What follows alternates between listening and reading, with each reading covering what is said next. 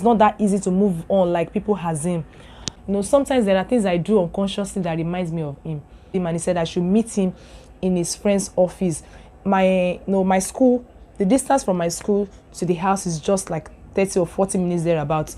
So, and his friend's office is closer. So he said I should meet him in his friend's office the next day. You and me, it's what you need, Hi Dynamite fam, welcome back to my channel. Thank you for clicking on this video. If you're seeing my face for the first time, my name is Damilola Omodara, and don't forget to click the subscribe button to join this wonderful Dynamite family, and also turn on your notification bell so that you can get notified as soon as I upload a new video. So in today's video, guys, I'll be talking about grief, my regrets, the lessons that the death of my dad taught me. If you have been following me on this channel, you will know that in one of my videos I mentioned that I lost 4 family members in 4 months. My dad is one of them. 3 of them are my in-laws. I just decided to share this with you guys and also to document this. Today is 24th of November 2022. Today makes it exactly 2 years that I lost my dad. I lost my dad on the 24th of November 2020. A few moments later. Guys, believe me, things has not been the same. It has not been the same. Before my dad died, if anyone said they lost a loved one, I would be like, oh, sorry for your loss, but you just have to move on. That is why you have to be careful with the things you tell people when they are mourning. So I'll be like, oh, see, life move on, life goes on. I could not really relate, but when I lost my dad, that was when I knew it's easier said than done. That was when I knew how hard it is to really move on. It's easier said than done. You can just tell people to move on, do life after the death of the person, but it's not easy. Losing my dad made me understand it's not that easy to move on like people say. It's not that easy to move on like people assume. Guys, let me just tell you a little about my dad. My dad died less than 2 years that I got married. I must say, my dad was a good person. I know everybody will say their dad is a good person, but I'm saying this not because he was my dad. He was a good person.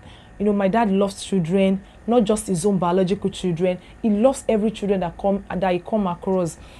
My dad is a disciplinarian. He does not take rubbish. He does not take nonsense. My dad was that person that can give you advice and you want to change your mind like right now. Sometimes there are things I do unconsciously that reminds me of him.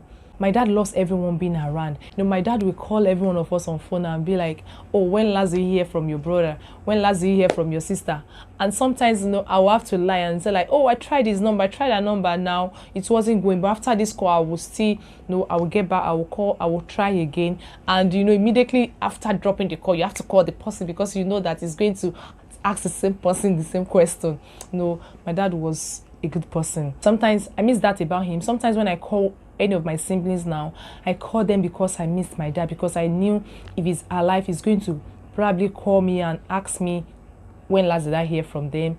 And that would make me call them because I knew if my dad was alive, he's going to call me and ask me when last did I hear from my siblings. One of my memorable moments about my dad was when I was in 200 level. Yes, I was in 200 level and I was going back to school.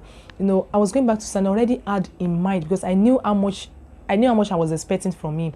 So I knew how much I was expecting from him, and I already had a plan of what and how I will how I'll spend that money. And when I was ready to leave, I told him I'm ready to leave, and he said he has no money. Hey. And I left. I was angry. I didn't pick his call. He was calling me. He called. He even called to ask. I knew he's calling to ask if I've gotten to school. I said, do not pick the call. I didn't pick the call. And I think 4 or 5 days later, he dropped a text. He sent me a text because he knew I was angry. He knew I was not picking his call intentionally. In that text was emotional. Like I felt guilty. Reading that text, I felt guilty. I think that text, he said God sees him, that if he had that money, he would have given it to me. And I felt guilty, like I was ashamed of myself. And I had to call him. I called him and he said I should meet him in his friend's office. My school, the distance from my school to the house is just like 30 or 40 minutes thereabouts. So, and his friend's office is closer. So he said I should meet him in his friend's office the next day. So I went there, and when I got to the place, I was ashamed. I had to apologize to him. He said he understood me. He wasn't even picking offense. He said he understood me, but God sees him, that if he had the money, he's going to give it to me. So he gave me, he gave me some money, and I was surprised because that was not, it was above what I was expecting him to give me initially, and I was surprised. It's because what he gave me was more than what I was expecting.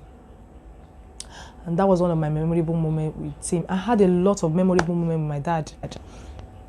One thing I would have loved to tell him, one thing I would have loved to tell my dad was that I love him. I knew I didn't say this. I might not even tend to say it, but I wish I told him I love him.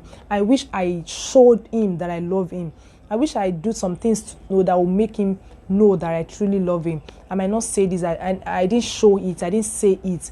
That is one thing I would have loved to tell him. That is one thing I would have loved to show him, that I love him, that I truly love him.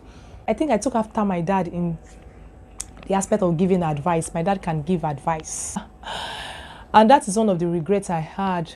I remember when we were growing up, you talk about how your day went, you talk about the things that happened, you talk about people that made it, people that succeeded, their stories, and how their stories should inspire us to do better. My dad would come to our room and say a lot of things. My dad would just to inspire us. Sometimes then it gets boring. And when he noticed that we are not listening anymore, we just say, okay, let me allow you people to sleep. And it got to a time that anytime he's coming to our room, I can hear my dad's footsteps. Anytime my dad is walking into our room, anytime my dad is coming very close to our room, I can hear the sound. So when we hear the sound, we just pretend to be sleeping, and he will just come into the room, and sometimes we just sit for 2 minutes to be sure that we were really sleeping. Then he will go.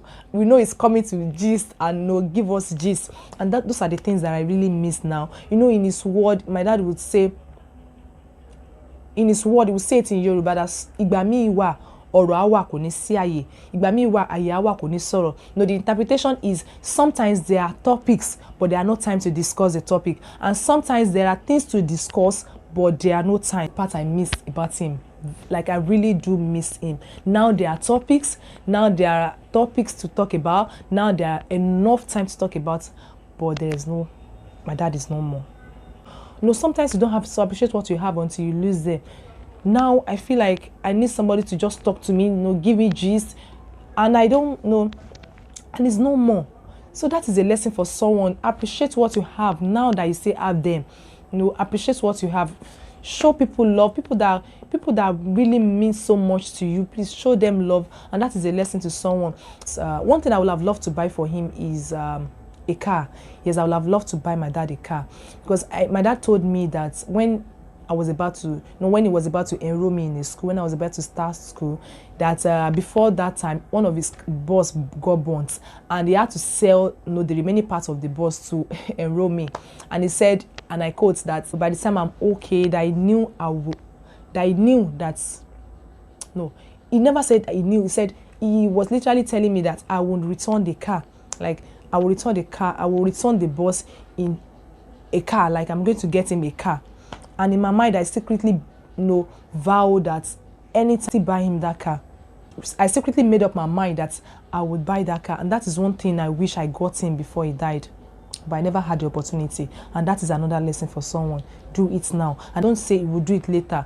Later, there might not be time to do it. If somebody has helped you, or if somebody has do something really good to you, and you want to reward the person, and you feel like, oh, you're going to do it later, do it now, because you don't know what will happen later. Nobody's praying for death. Nobody's praying for bad things to happen. Shooting this video made me feel a lot better. This video is just like a tribute to my dad, and I'm happy I'm strong enough to finally do this, because I know I can always come back to my channel and watch this video. So if you still have your parents, please do take care of them. Don't say anything is too small to give them. So guys, we've come to the end of this video. I hope you learned one or two things, and don't forget to give this video a thumbs up, share this video with your friends, share this video with your family, and also please hit the subscribe button to join the wonderful family. On this channel we share positive vibes only. See you guys in another one. Bye.